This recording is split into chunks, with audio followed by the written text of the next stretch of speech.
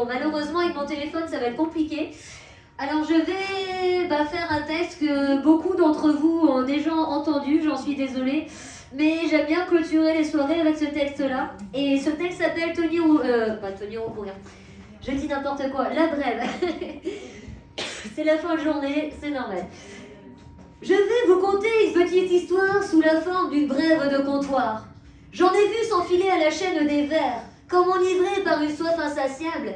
Une parole prononcée annonce un vers, en réalité en litres y versent leur flot.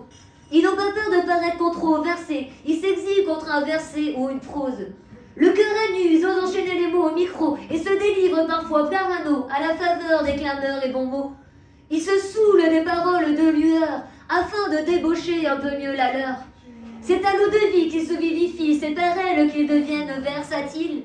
Ils sont d'étranges volatiles de la nuit, vous dérangent paraît-il par leur ivresse. À la main, ils ont un stylo et une feuille, remplaçant les lampées de Cronenbourg dans lesquelles ils noyaient leurs écueils. Ils se sont fait adeptes des calembours, se bourrer de talent, demeurent sobres. En plein mois d'octobre ou en avril, beaucoup ne se découvrent pas d'un fil. Cependant, chômène le concept au pied de la lettre qui vous intercepte quand de silence ils se sont trop abreuvés.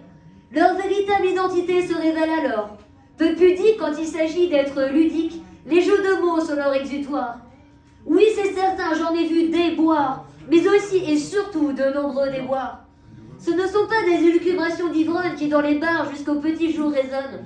Mieux que l'alcool, le partage délie les langues et les voix d'école s'imbibant d'éloquence.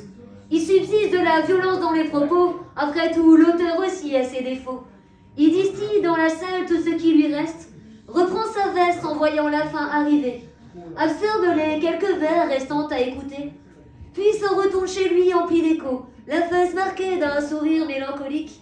Après avoir formulé la promesse qu'il reviendra, que de son formidable art il sera encore le pilier, il sait que ses écrits resteront gravés en ces lieux, on se souviendra d'eux et on oubliera son nom. Merci. Je te vois fouiller, non? C'est bon.